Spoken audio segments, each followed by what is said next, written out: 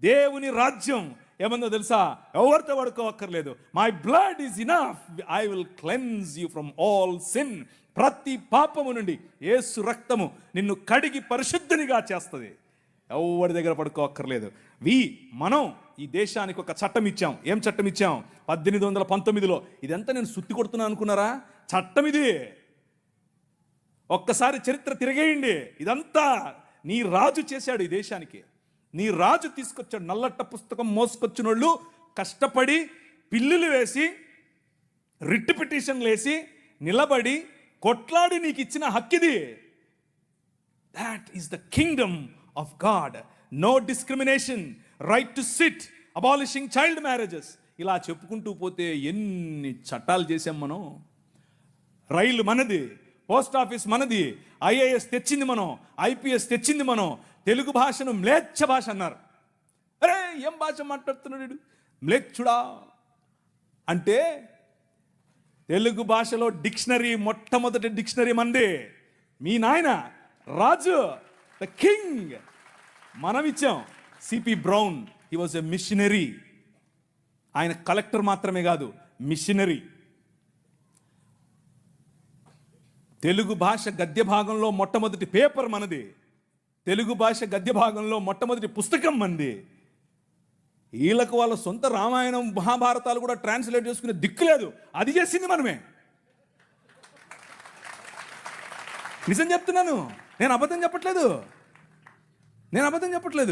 మొట్టమొదటి ట్రాన్స్లేషన్ చేసింది కూడా మనమే. వాళ్ళు అది కూడా చేయరు. ఎందుకంటే విద్య పంచకూడదు. వాళ్ళ రాజ్యంలో విద్య పంచకూడదు. మన రాజ్యం అందరికీ విద్య.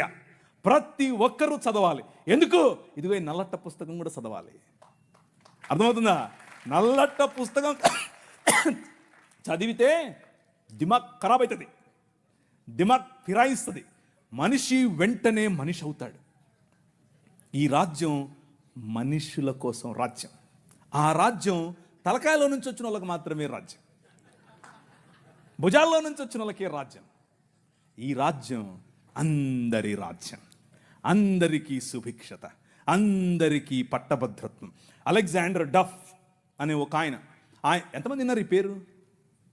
ఒక్కరు, ఇద్దరు, ముగ్గురు, ఒక 10-15 ఉన్నాయి. మిగిలిన వాళ్ళు ఒక చెంచా నీళ్లు తీసుకొని దూకండి. అలెగ్జాండర్ అంటే పొరపాటున మీరు ఆ గ్రీకు ఒక ఆయన వచ్చాడు గుర్రం వేసుకుని, ఆయన అనుకుంటారు. కాదు, ఈయన వేరే. అలెగ్జాండర్ డఫ్. ఈయన రవి అస్తమించని బ్రిటిష్ సామ్రాజ్యం పైన ఇన్ఫ్లుయెన్స్ తీసుకొచ్చాడు. ఏం ఇన్ఫ్లుయెన్స్ తెలుసా? నా పిల్లలు చదవాలి, మా భారతీయ పిల్లలు చదువుకోవాలి.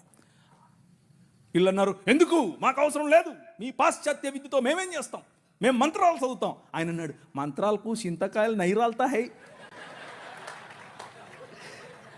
అలెగ్జాండర్ డఫ్ నో, చదవాలి, మన పిల్లలు చదవాలి. ఆంగ్ల భాషలో చదవాలి, ప్రతి భాషలో చదవాలి. తెలుగులో చదవాలి, తమిళంలో చదవాలి, బెంగాలీ కావాలి. పుస్తకాల తర్వాత పుస్తకాలు. ఈ అలెగ్జాండర్ డఫ్ యొక్క ఇన్ఫ్లుయెన్స్ కారణం చేత ఈశ్వరచంద్ర విద్యాసాగర్, అలాగే రాజా రామ్మోహన్ రాయ్ ఇలాంటి వాళ్ళు నిలబడి, ఎస్ మా పిల్లలు చదవాలి, మా పిల్లలు కూడా చదవాలి. మంత్రాలకు మేమేం చేసుకోవాలి, అవసరం లేదు, ఎల్లమ్మకు పుల్లమ్మకు పోయి మీరు చదువుకోండి అని యూనివర్సిటీస్ ఒకే సంవత్సరంలో, అటువైపు మెడ్రాస్ యూనివర్సిటీ, ఇటువైపు బాంబే యూనివర్సిటీ, ఇటువైపు శ్రీరాంపూర్ యూనివర్సిటీగా ఈరోజు ఏదైతే ఉందో బైబిల్ కాలేజ్ అనుకుంటున్నారో, అది ఆ రోజు కల్కటా యూనివర్సిటీ.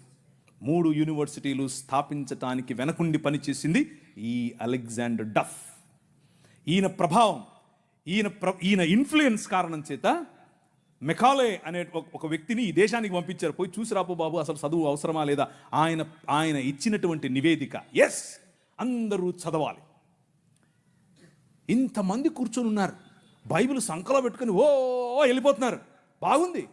కానీ ఏడి ఒక్క అలెగ్జాండర్ డఫ్?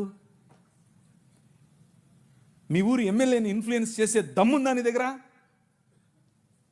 మీ ఊరి ఎంపీ దగ్గర నిలబడుకొని మాకు ఇది కావాలి అని అడిగే దమ్ముందా నీ దగ్గర? అలెగ్జాండర్ డఫ్ నీకోసం కొన్ని 100 సంవత్సరాల క్రితం నీ పిల్లల కోసం ఆలోచించాడు. ఎలా కట్టాం ఈ దేశాన్ని తెలుసా? దూరదృష్టి, దూరంచే యుద్ధవాసనను పసిగట్టడం. యోబు గ్రంథంలో రాసినట్టు, గుర్రమును చూచితివా, అది వాడి రౌతును తిరస్కరిస్తుంది. తలతలలాడు ఈటెలను మెలమెలలాడు ఆ బల్లెములను చూసినప్పుడు రా రా అని ఉద్దండ కోపముతో మిడతల వలె గంతులేసి ముందుకెళ్తుంది. యుద్ధం అంటే దానికి అంత ఇష్టం. ఏది ఎక్కడున్నారు అలెగ్జాండర్ డఫ్లు?